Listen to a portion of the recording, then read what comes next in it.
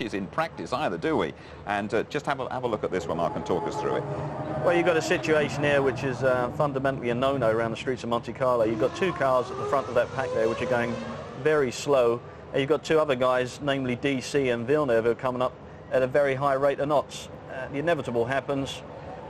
You get collected, Villeneuve drives straight into the back of DC. What we're thinking is that Montoya has come out very slow. Instead of hugging the guardrail, he's gone into the race line. He's put himself in a position of observing, the point that he shouldn't really be at. The other guys can't see. Villeneuve's made the move and gone straight in the back of DC. Tony?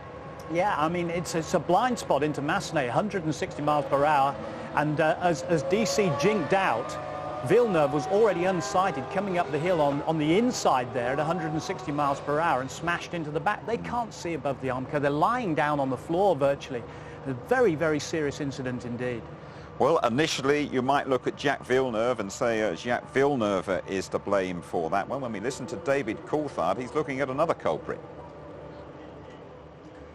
Is that Juan Pablo was brake testing Ralph? Do you think that's right? Oh, no question. I was following Ralph out of the pit, and Ralph was already a little bit up the straight when he got his blue flag, so he moved over, but very difficult to be flat and overtake a car going up the hill, so naturally Juan Pablo had to back off.